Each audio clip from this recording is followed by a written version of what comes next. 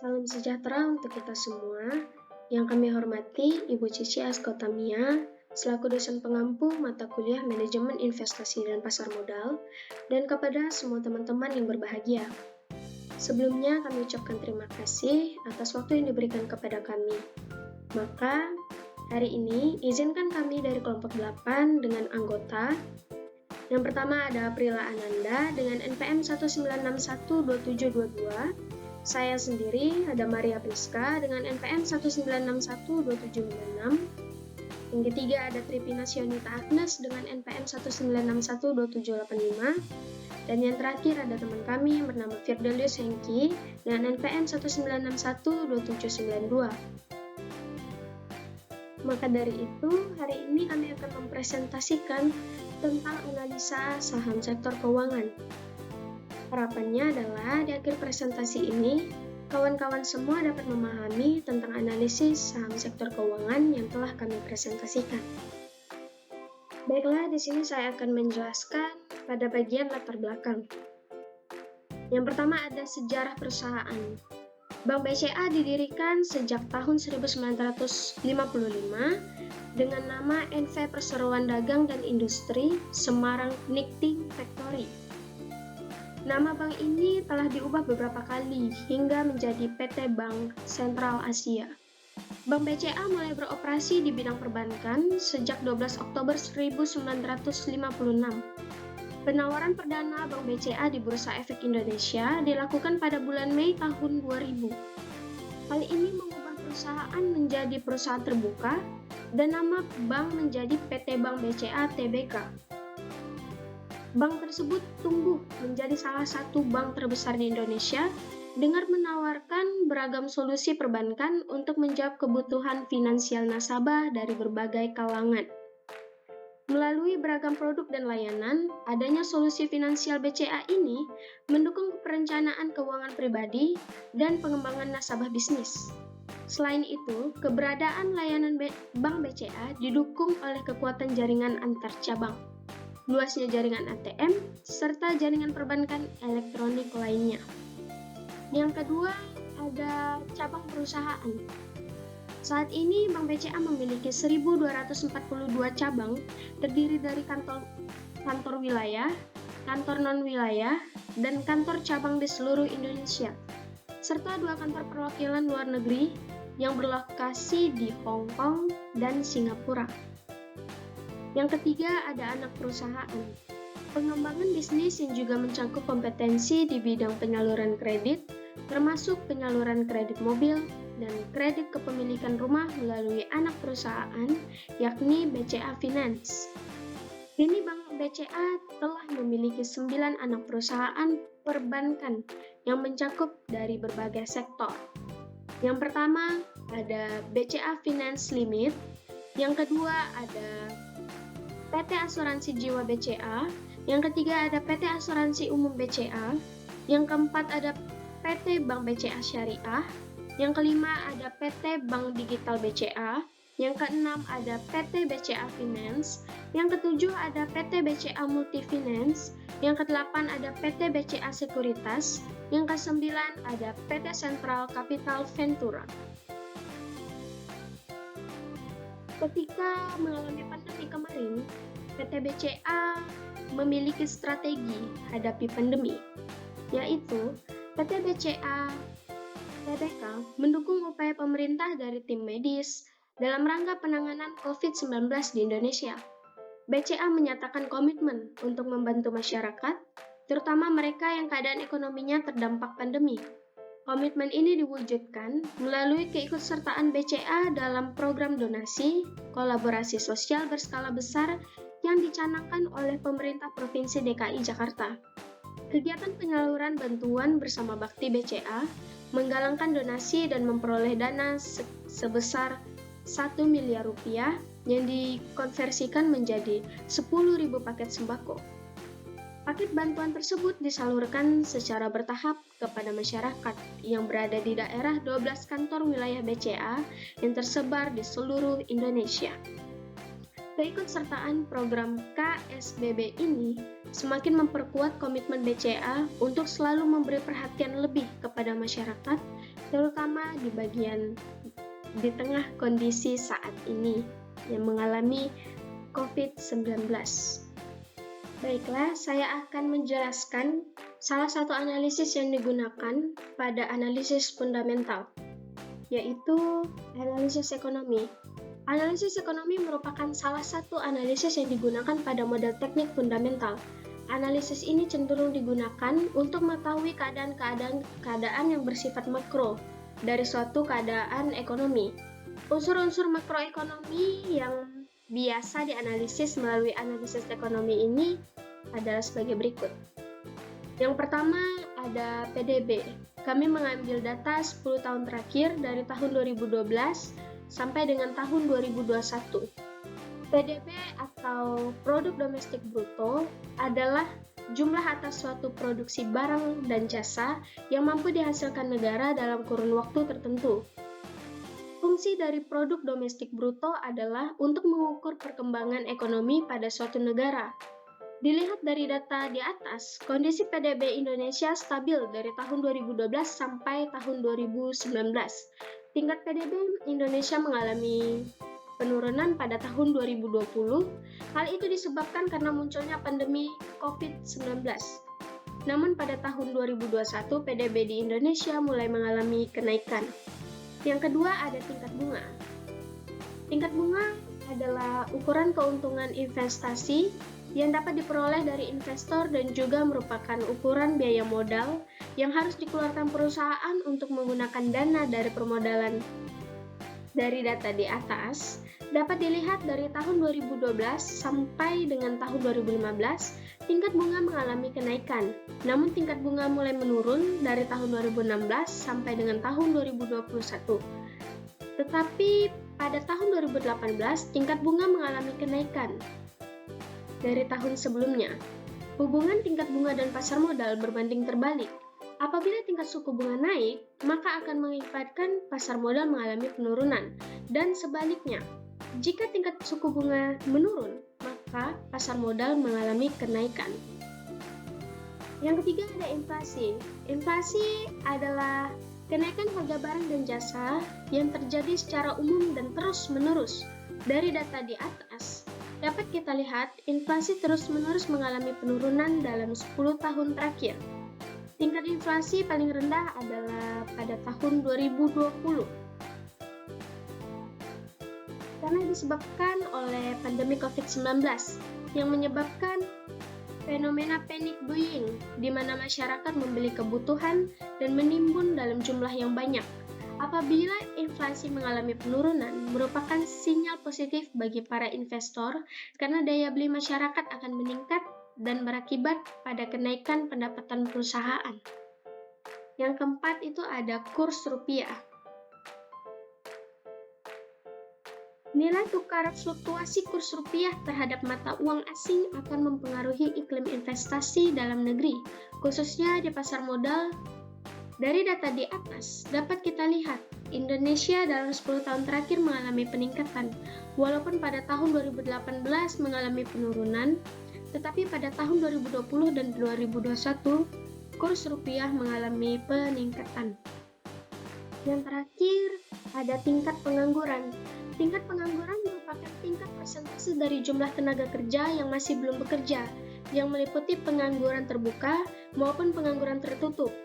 Dari data, dapat kita lihat bahwa tingkat pengangguran dari tahun 2012 sampai 2019 mengalami penurunan dan mengalami penaikan pesat pada tahun 2020. Hal ini disebabkan karena adanya pandemi COVID-19, di mana banyaknya karyawan yang di PHK, adanya peraturan pemerintah terkait lockdown, PSBB, dan social distancing.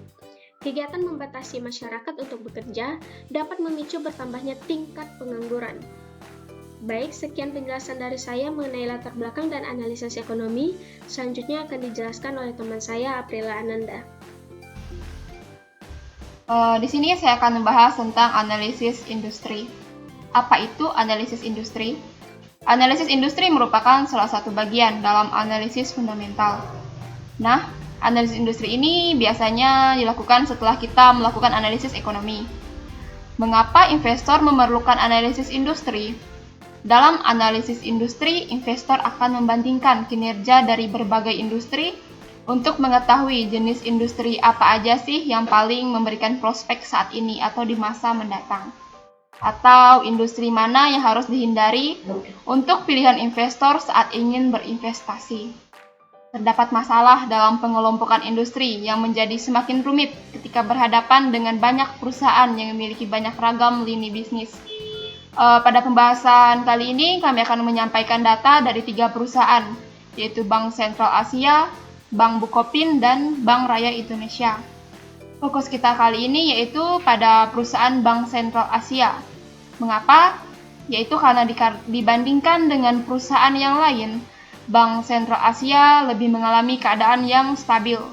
Karena jika dilihat dari data 5 tahun terakhir, Bank Sentral Asia lebih unggul dari perusahaan Bank Bukopin dan Bank Raya Indonesia, di mana Bank Bukopin sering mengalami kerugian yang ditandai dengan tanda negatif pada data perusahaannya. Bank Raya Indonesia tidak mengalami kerugian, namun jika dibandingkan dengan Bank Sentral Asia, maka Bank Raya Indonesia jauh berada di bawah Bank Sentral Asia. Maka dari itu, kami menyarankan jika ingin berinvestasi, maka berinvestasilah pada Bank Sentral Asia. Selanjutnya, kita akan melakukan analisis perusahaan. Analisis perusahaan ini menggunakan beberapa rasio keuangan, yaitu ROA, ROE, EPS, dan PER. Dengan menggunakan 3 perusahaan yang berbeda pada satu sektor, untuk melakukan analisis manakah perusahaan yang layak untuk dilakukan investasi atau tidak. Yang pertama, dapat kita lihat dari data ROA. Dari data tersebut, ROA Bank BCA lebih baik daripada Bank Bukopin dan Bank BRI Agro. Semakin tinggi ROA, maka semakin tinggi laba bersih yang dihasilkan dari setiap rupiah yang tertanam dari total aset. Yang kedua, bisa kita lihat dari data ROE.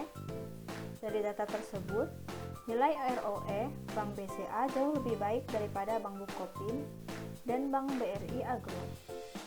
Semakin baik atau tinggi nilai ROE, maka investor akan semakin bersemangat untuk menanamkan modal di perusahaan tersebut. Lantaran itulah, perusahaan harus sangat menguasai cara untuk meningkatkan ROE-nya. Yang ketiga, bisa kita lihat dari data EPS. Bank BCA jauh lebih baik daripada Bank Bukopin dan Bank BRI Agro. Semakin meningkat nilai laba per saham atau EPS setiap tahun, menandakan perusahaan tersebut semakin baik dan menguntungkan. Yang keempat, bisa kita lihat dari data PER. Dari data tersebut, nilai PER Bank BCA jauh lebih baik daripada Bank Bukopin dan Bank BRI Agro. Maka, semakin tinggi nilai PER dari suatu perusahaan, semakin optimis pula pasar memandang prospek masa depan perekonomian. Dan sebaliknya, semakin rendah nilai PER, maka pasar semakin merasa cemas dan pesimis mengenai masa depan perekonomian. Baiklah, kali ini perkenalkan, nama saya Fitril Sengki. Di sini saya akan melanjutkan pembahasan materi mengenai analisa teknikal, di mana di dalam pembahasan sebelumnya kita telah mempelajari mengenai analisa fundamental, di mana di dalam analisa fundamental kita mengetahui beberapa hal. Secara umum, analisa fundamental digunakan untuk mengetahui tentang kondisi ekonomi, kondisi industri, dan kondisi perusahaan. Misalnya seperti dasar-dasar ekonomi, neraca, laporan laba rugi, risiko, inflasi, dan tingkat bunga, dan lain-lain. Sedangkan untuk pembahasan kali ini yaitu mengenai analisa teknikal, yaitu berkaitan dengan mempelajari kinerja sejarah pergerakan harga dengan menggunakan pengukuran kepada pergerakan harga di masa depan, yaitu dengan memperhatikan grafik. Di dalam analisa ini kami memilih perusahaan PT Bank Sentral Asia sebagai analisa kami. Alasannya karena dilihat dari harga saham perusahaan BBCA saat ini tengah memasuki periode perdagangan stock split.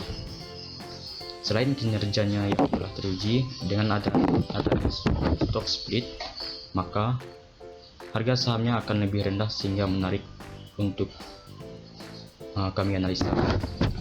Meskipun saat ini harga saham seperti yang dapat kita lihat itu sebesar 7.525. Saat ini tengah mengalami kenaikan. Pergerakan saham BBCA ini dapat kita analisis mungkin kedepannya, tergantung bagaimana BBCA mampu menjaga konsisten kinerjanya.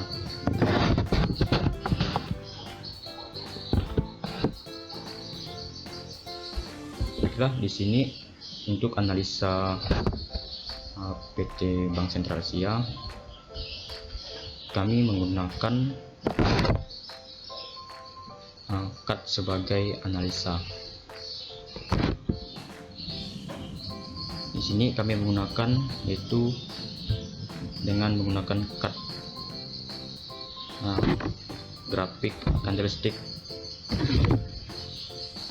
karena dengan menggunakan CAD candlestick ini kami dapat mudah memahami untuk daripada dari chart lainnya.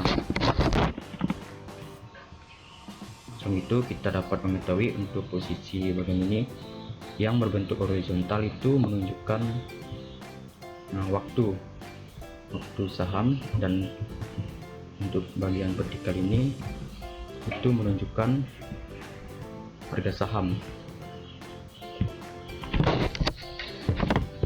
Selanjutnya di sini kami telah membuat garis support dan garis resisten. Garis support yaitu tingkat harga di mana menjadi permintaan yang cukup untuk mengimbangi penurunan harga yang disebabkan oleh penjualan. Untuk kondisi support ini, pembeli lebih dominan daripada penjual. Selanjutnya itu resisten, yaitu tingkat harga di mana terdapat penjualan yang cukup untuk mengimbangi tekanan beli. Untuk kondisi ini, penjual lebih dominan daripada pembeli. Untuk garis support ini yaitu menunjukkan batas terendah harga saham agar tidak turun, sedangkan untuk resisten ini kebalikan dari support, itu batas tertinggi harga saham agar tidak turun. Di dalam analisa ini, dalam analisa teknikal ini kita dapat menggunakan support maupun resisten sebagai panduan untuk menetapkan level harga berapa sepatutnya penjualan atau pembelian.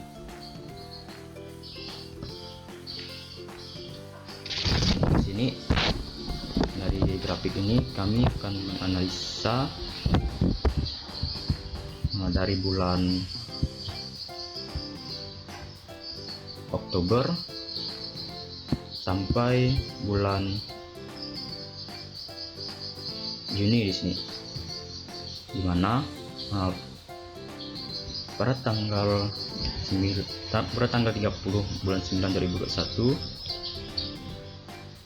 perusahaan mengalami uptrend di tanggal 13 bulan 10 2021 dan kembali mengalami penurunan di tanggal 21 pada bulan 10.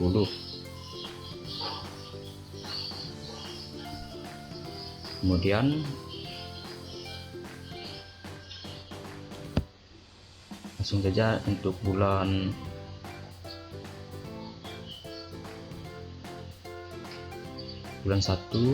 di tanggal 3 2022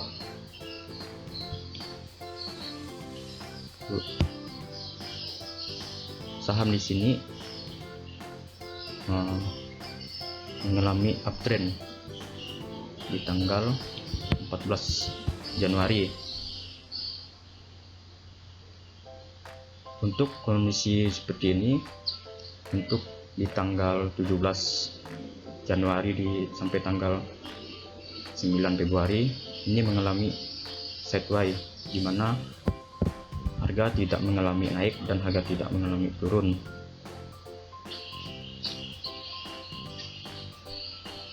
Untuk tanggal 8 bulan Maret 2022 harga saham mengalami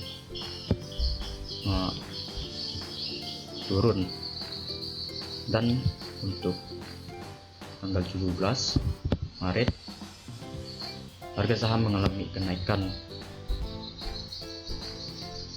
sedangkan untuk tanggal 24 harga saham kembali mengalami downtrend.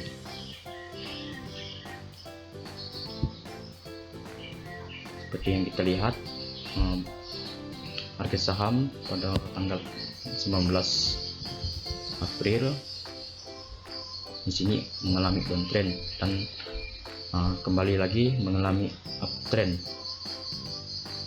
yaitu kembali lagi mengalami downtrend, dan untuk posisi ini yaitu di harga 7.525.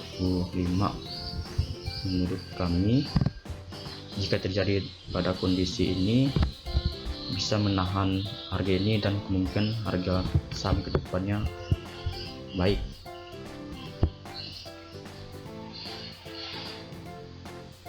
Karena yang seperti yang kita lihat untuk bulan-bulan sebelumnya ini, untuk harga saham mengalami naik turun, dan ini kemungkinan besar untuk kedepannya akan mengalami kenaikan.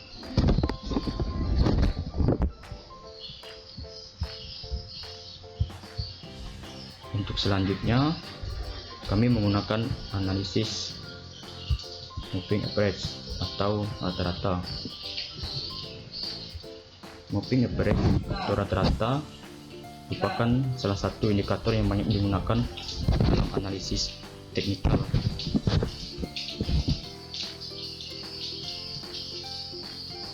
Yang mana bisa membantu untuk memperhalus pergerakan harga dengan menghilangkan beberapa fluktuasi harga yang kurang relevan berdasarkan perhitungan harga lampau, sehingga terbentuk garis rata-rata pergerakan harga dalam periode waktu tertentu. Moving average ini yaitu digunakan untuk memprediksi harga saham, memprediksi harga kenaikan saham. Seperti yang kita lihat di sini, ini saya telah membuat garis MA. Seperti yang terlihat, untuk MA yang pertama itu yang berjangka panjang, itu MA 150, itu berwarna hijau. Di sini dapat kita lihat bahwa pada garis ini itu berada di bawah harga saham, dan ini mengalami downtrend. Sedangkan untuk MA yang kedua ini itu MA untuk jangka menengah.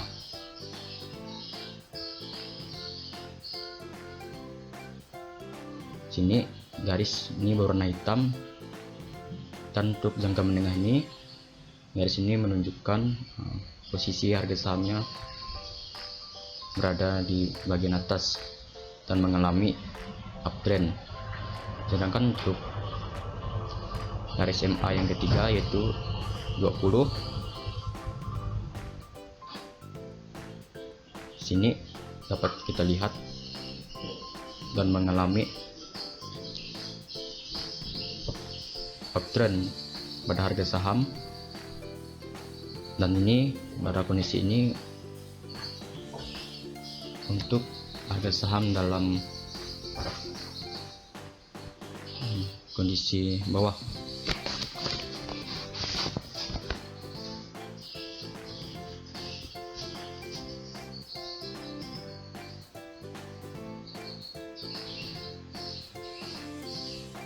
Baiklah, sekian untuk analisis grafik ini. Kesimpulannya yang dapat kita ambil yaitu jika ingin membeli saham BBCA sebaiknya menunggu dulu untuk posisi ini. Untuk pembeli sebaiknya tahan dulu, dan bisa kemungkinan besar untuk kedepannya akan meningkat lagi. Sekian dan terima kasih.